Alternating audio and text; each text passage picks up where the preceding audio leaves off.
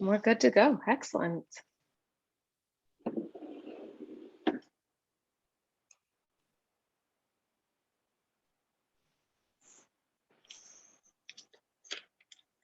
All right. Heather, do you want to say anything before I get started? I just want to say welcome to the people that I care for most, my family by choice. Thank you for tuning in tonight and learning how we can just help our families have more fresh food and learn that we don't have to be black thumbs or live in, year-round sun to do so.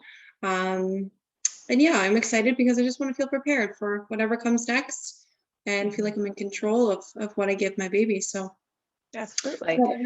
Yeah. Awesome. Well, I will share my screen here and I'll just silence that just to give it, and I'll get this pinned here. Oh, hang on. We just want to pin. We don't want to be in the spotlight. Okay. All right, friends. So thank you so much for taking the time, and I'll keep an eye as a few more people probably will still join us tonight. But to honor those of you on time, we will definitely get started. My name is Alyssa Harriman, and I'm a registered nutritionist. And I've been teaching nutrition now for the past 16 years. My area of expertise is nutritional therapy for those with cancer. And part of what led me to growing my own food was the desire to have chemical-free food for my family. I've done a lot of research and studies around the impacts of chemicals in our diet and how that increases the burden and the workload of our body and can increase our risk for some diseases like autoimmune conditions or gut damage, or in some cases, risk for cancer. In fact, there's this book here that is I like to share on this call, and it's actually called Toxins A to Z, and it was one of the courses that I had to take, and it wasn't a small course, and it was where we looked at the impact of chemicals. And excuse me, I put this back. It's where we looked at the impact of chemicals that are typically in our home or on our food. So it took a deep look at a bunch of different chemicals that were used to grow our food, the use in manufacturing of our food, the processing of our food, as well as household products as well. And when I was studying that book, I actually made a chart to make it, kind of study notes for my exam. And I had made on that chart, I had columns, and it was columns like the chemical, and the top would be like, is it linked to cancer? Is it linked to autoimmune conditions? Is it linked to asthma, attention deficit disorders, and that sort of thing? And as I would go through each chemical, I would fill in the chemical name and I would check the boxes that we knew that chemical through research had been linked to in terms of some dangers or concerns. And by the time I was done, I had a chart that had about 300 chemicals in total, and almost every single box was checked. And then when I became a nutritionist and started to work, in the nutrition field, I started to get a lot of cases of cancer, and it's been 13 years of specialization. So I'm really passionate about helping families grow their own food. Now, I didn't grow up in a home where we grew a garden. I didn't know how to grow plants. I always like to say plants come to my house to die. I have 4 children. I managed to keep them watered and fed, but plants definitely was not my forte.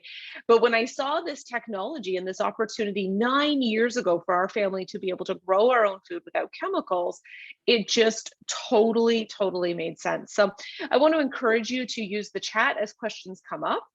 Post them in there. I'll pause, make sure that they get answered.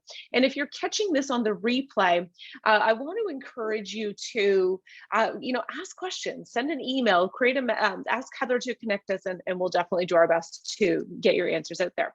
So let's just kind of look at this landscape that we're navigating. And I'm not going to take up too much of your time tonight, but we basically have food that's being grown with more chemicals than ever before.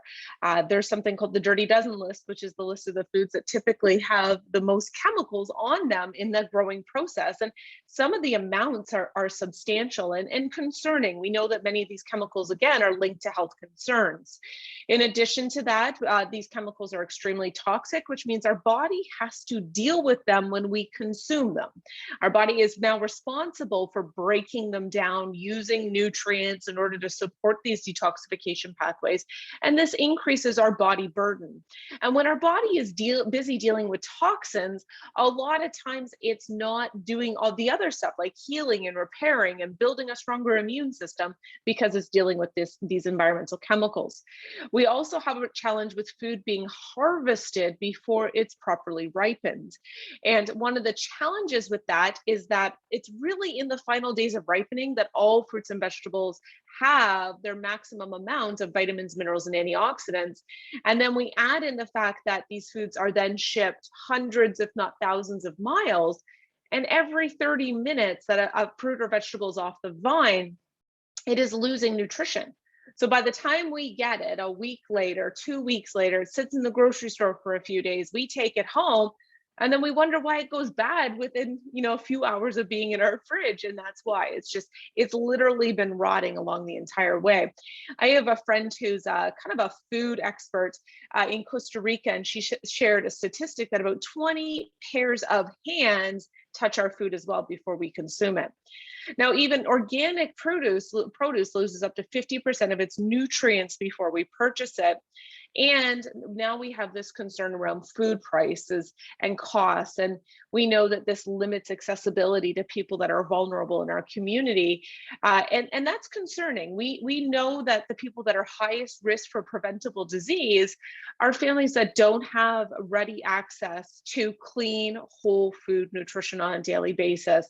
They tend to be stuck purchasing more lower cost, more processed foods, and they're not beneficial to their health at all.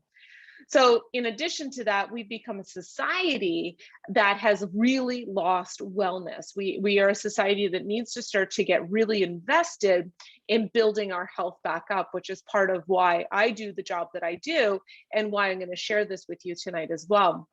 And why it makes sense for families like Heather's family. When she followed along and saw this and asked questions, I could tell immediately that it made sense to her, because this is exactly the future of good, affordable nutrition for families.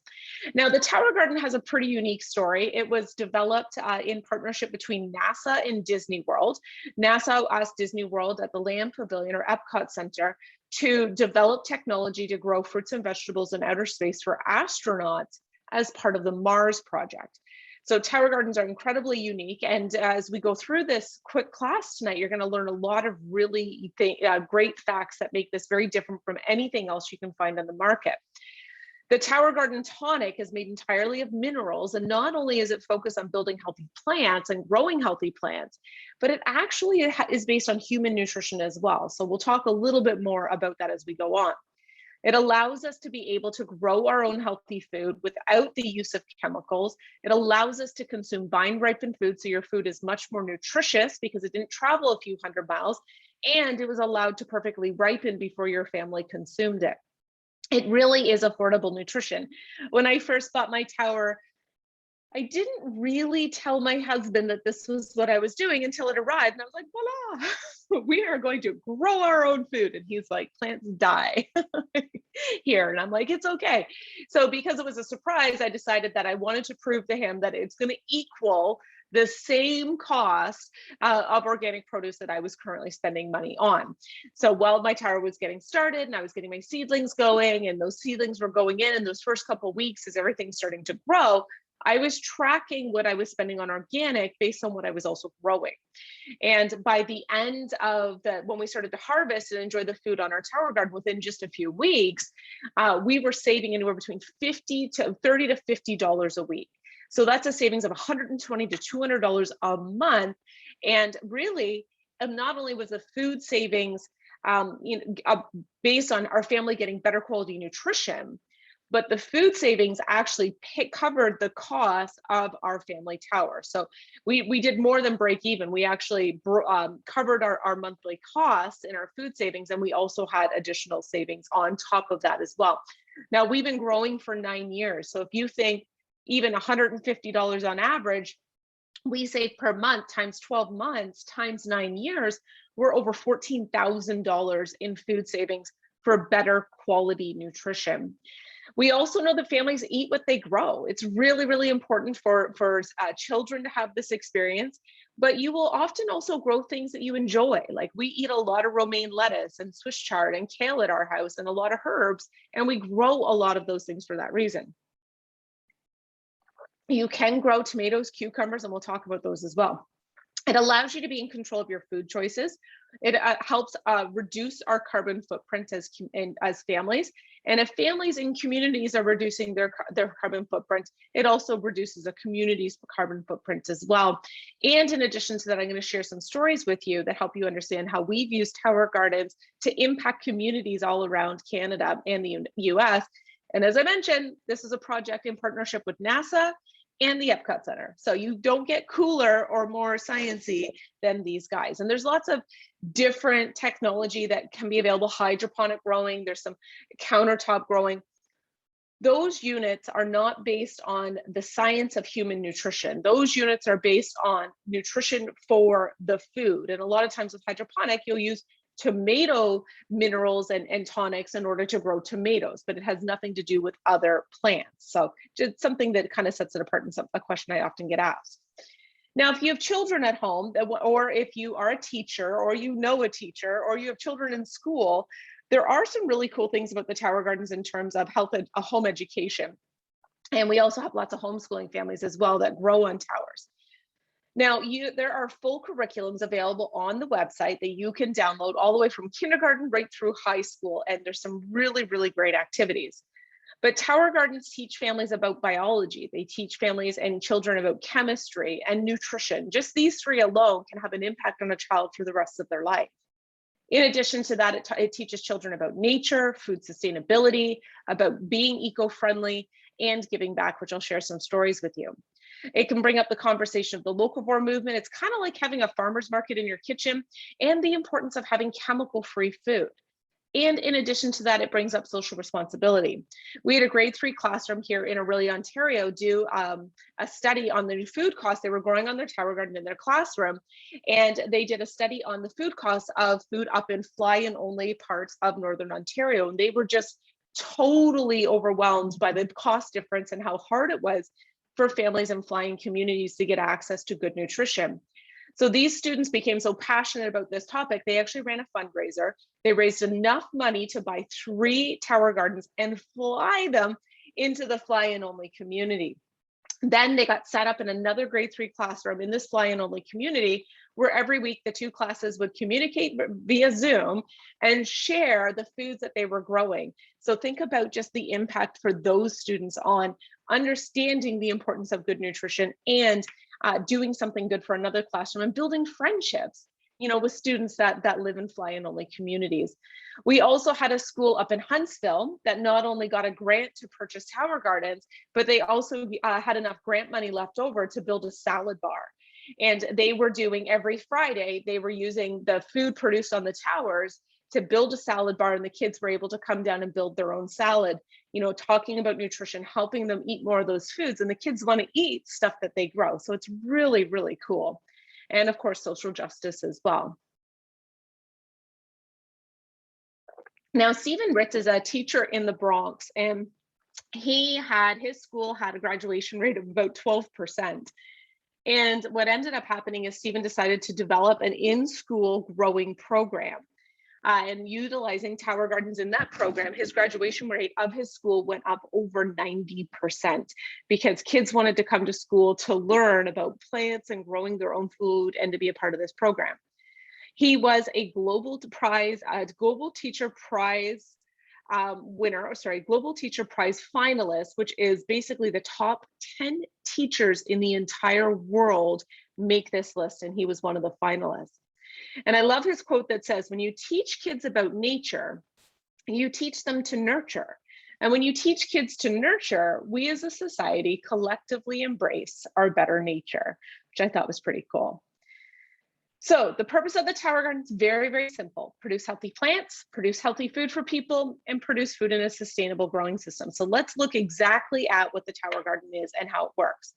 It's vertical, aeroponic, and hydroponic. So we'll show you it has a pump that comes on about once every 45 minutes for indoor growing and lasts for about 5 minutes and then goes off for another 45 minutes. While the pump is off, the root system is being oxygenated. And that oxygenated root system allows the plant to grow significantly faster and produce significantly more food without the use of soil or the use of chemicals.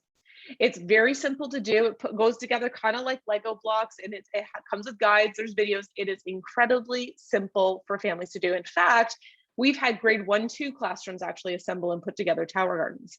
You can grow 20 plants per tower, and there's add-on kits that can increase your plants that your tower hosts. It uses 98% less land and water to grow the amount of food that a tower produces. So think about it this way, 2% of the water on the planet is drinkable, and we are using 98% less water, 2% of the water to grow foods in tower gardens. It recycles the same nutrients over and over, and it uses less than 10% of the space to produce 3 times more food, which we'll talk about. You can produce crops in a fraction of the time it takes to grow in soil. No growing experience is necessary, which is amazing. There's no need to bend over and weed. We have an incredible affordable payment plan, which is how I purchased my first tower on 12 installments. And we've actually been backed by clinical research. So the University of Mississippi did a study where they compared organic farming to tower garden farming. And they had the best organic farmers come in and they grew the same crops. Now, not only was the nutritional profile pretty much equal, what the tower garden nutrient profile excelled at was it had more micronutrients that are required for healthy humans than the soil did, because that additional human nutrition is added to our tonic. The average yield was 30% higher. It had the same antioxidants and required less time and maintenance and significantly less land and water. So the way I've looked at tower gardens and the way I've shared them over the last 9 years is this really is the future of good nutrition for families. And now when we're navigating this landscape, we're looking at sustainability and we're looking at accessibility year round. Now, for those of you that this matters to, I know it definitely matters to me. Tower gardens also help our families reduce their carbon footprint. It helps us save on water. It recycles the nutrients, and it doesn't require any sort of chemicals to grow our food.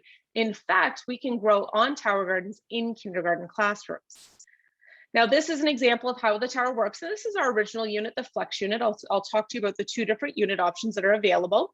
But the pump comes on, it rains down on the root system, and those plants are then nourished with the mineral-rich water. And then while the water's off, those roots are being oxygenated. There's also more than 130 different plants that you can grow on your tower garden, and there is an extensive list available online. Heather can send you the link where you can actually click on grow, and it'll show you some of the other plants that you can grow. We've grown tomatoes, peppers, cucumbers, strawberries, watermelon, and of course we grow a ton of leafy greens. We found that for our family, we eat a ton of leafy greens all winter long. They typically have the most pesticides and chemicals on them in the grocery store, and they tend to be low quality. Also, we also find usually fall through spring is when all of the recalls happen, and we just didn't want to take the risk. So those are the things that we grow. This winter, we're growing a green tower in the kitchen, which has our romaine, our chard, our kale, all of our herbs. And in the basement on our other tower, in our storage room, we're growing tomatoes, cucumbers, peppers, and squash. So let's talk about how to get started. So there's a few things that you may want to consider before purchasing your tower garden. And the first thing is, where are you going to place it? Are you going to want to do indoor and outdoor growing? Do you want it just to have it in your living room or your kitchen or a dining room, or are you going to grow in a 3-season room? Do you want to grow indoors and outdoors? Because depending on whether or not you wish to be able to take your tower out and then bring it in based on the season is going to determine what model you purchase. Also, if you want to teach your kids how to grow, we'll make sure that you get access to the entire curriculum links where you can print off curriculums. And what are the plants that you're probably going to consume the most of? I have a friend who has a tower that's entirely strawberries. Her entire tower grows year-round strawberries and her family loves it. So once you figured those out, what you're going to do is order your preferred tower system, and you're just going to connect with Heather or anyone in the group that shared this event with you tonight. Once your tower arrives, you'll plant your seeds, you'll set up your tower, and you'll be good to grow. So this first picture here has the little seedlings. And one of the questions I often get is, what is this thing that they're growing in? This is called rock wool, and it is food grade. It's used in hydroponic growing as well. And sometimes I get people who will ask, well, what is it made of? Well, it is food grade and we don't eat it, so it doesn't really matter. Just in case you're wondering, I don't know. Hydroponic stores sell it. We use it to house the root system of the plant because we don't use any soil. If you're indoor growing, you will get flowers on plants that produce fruit, like cucumbers and tomatoes and peppers. You will have to pollinate them. All you need is a little paintbrush, and we have our kids paint the flowers, but you can easily do that as well. This is my friend out in Vancouver who has her outdoor garden. As you can see, it is growing very, very well. And here's another picture of a friend of mine who has her cherry tomatoes growing indoor year round. I think this little guy is possibly the cutest picture on the face of the planet. And look at his Swiss chard that he's just picked off his tower garden. Isn't that just, honestly, I think it might be the cutest picture ever. So flowers actually create their own pollen, Krista, and then what you're doing is you're taking the paintbrush and touching the inside of all the flowers to spread the pollen, because we don't have bees inside. It's really, really easy to do. And it's, as long as you do it as when you have flowers, then you will get cucumbers, tomatoes, peppers, and all those types of things. This here is a beautiful romaine, and often people will say, well, how do we keep, do I just cut the whole head off? And you don't want to do that. We can actually get upwards of 3 months off of our head of romaine. What you're actually going to do is these bigger outer leaves are the ones that you peel off, allowing the core to continue to grow. This is an outdoor tower garden farm at a friend's. This is a rooftop tower garden farm in New York City. A lot of restaurants are using these to grow food. This is the Chicago O'Hare Airport that has a tower garden farm set up that feeds all of the grains and the herbs for all of the restaurants at Chicago O'Hare. In addition to that, this is the top of Bell Book and Candle, which is a very famous New York restaurant. Look at the squash that he's harvesting for the restaurant. We use them in homeless shelters. We've done that in our men's shelter and food bank and soup kitchen in Aurelia. This is President Clinton, who was touring a tower garden farm at a homeless shelter that was teaching people about growing plants and food sustainability. This is at the San Francisco Stadium. These are my friends in downtown Aurelia who had decided that they wanted to help people in our community who didn't have access to good nutrition start to have access to good nutrition. So they did a fundraiser at a sidewalk sale and raised enough money and ended up getting some interest from the city of Aurelia and grants, and were able to basically bring in a whole tower farm indoors to the city of Aurelia. And they were able to grow food for the food bank, the men's shelter, and the soup kitchen, giving people who typically don't have access to good, clean, whole food nutrition on a daily basis that access. My friend Paula here also had high school students volunteer and get their volunteer hours in through this project, where they were able to learn how to grow, take care of the plants, properly harvest, how to tell the difference between all the different plants, and how to give back to the community. And her towers are absolutely amazing. This is actually the men's shelter. The one winter that these guys were taking these bags here, this is an entire, as you can see, laundry basket. And this tower came off this tower. And look at how full this tower still is. They grew 300 pounds of chemical-free leafy greens for the men's shelter that winter. This is from a classroom where these students had a project where they were growing on their tower garden. Then on Friday, they would bag up the produce and send it to the food bank. And then the food bank would actually call the principal on Monday morning and let the students know how many families they fed on the weekend.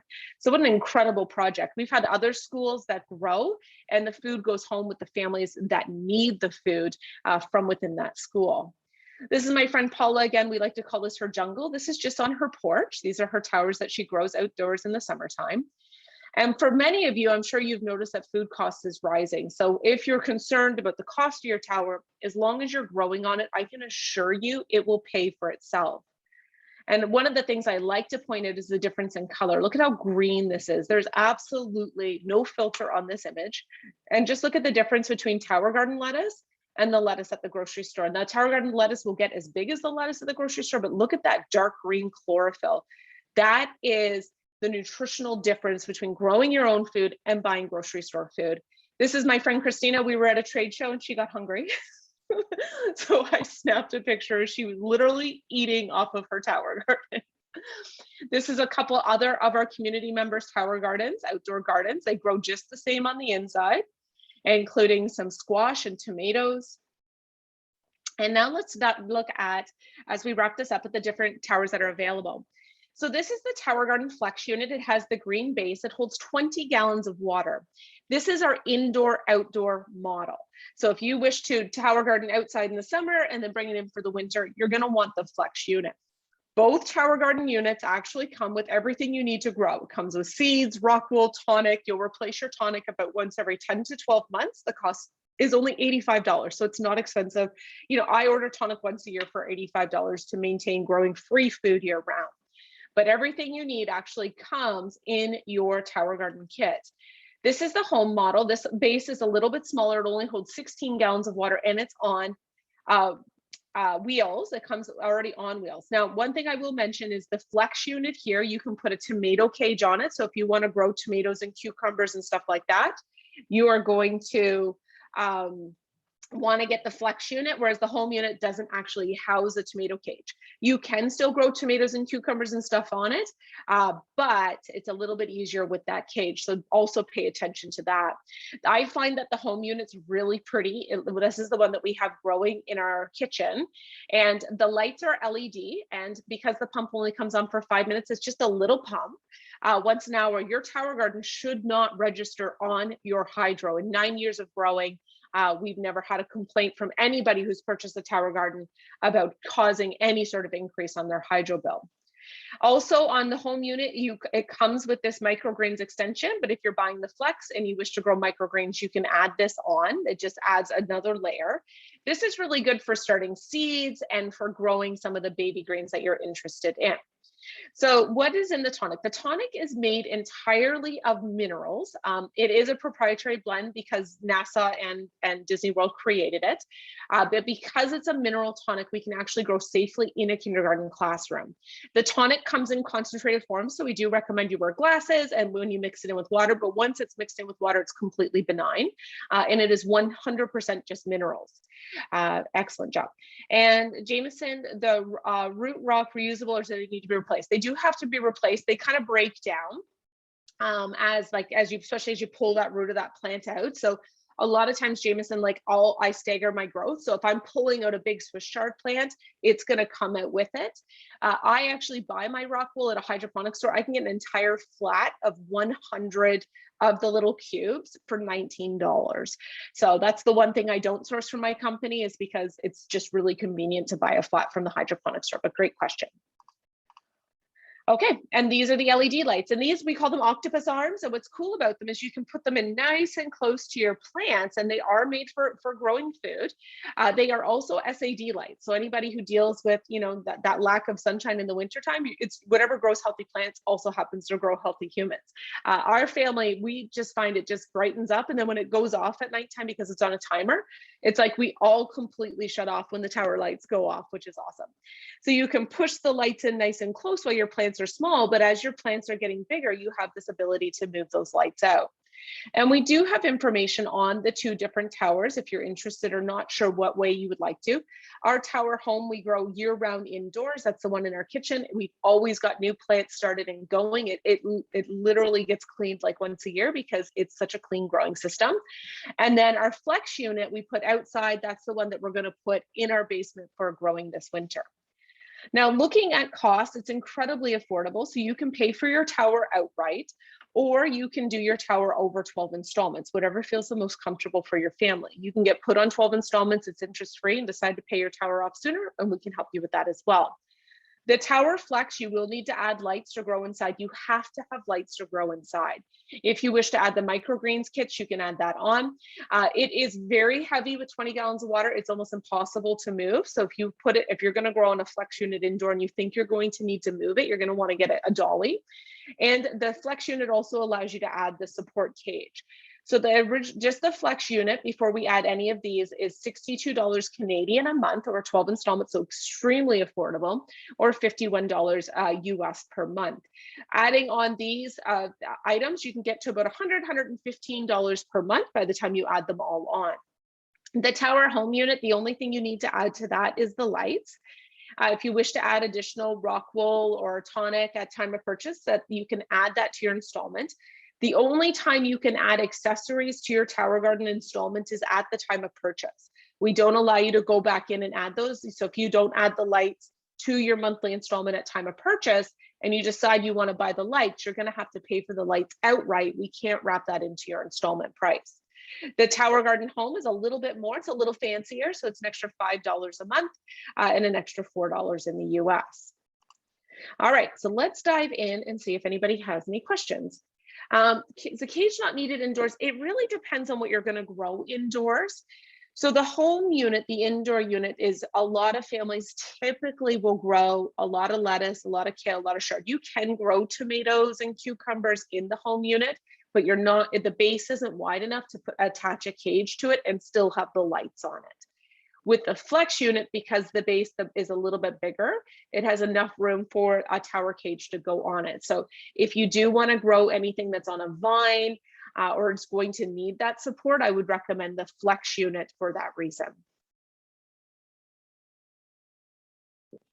And is there a good source? Yes, Helen, there are so many. So we've become a bit of a seed collector. But there's a lot of really great online organic seeds, Canadian heirloom seeds. You can also find them. A lot of hydroponic stores will carry a good organic brand as well. But yeah, very, very easy, very inexpensive. Like you can get 100 seeds for like $3. Like it's not pricey at all. The lights I think they work out to just around $30 a month on the installment. So they're about 300 and something. I'd have to pull up a price list, but most people add them. Like the Tower Home, I just sold one to a vegan cafe across the road. The Tower Home with lights to the front door and on installments is 110 a month.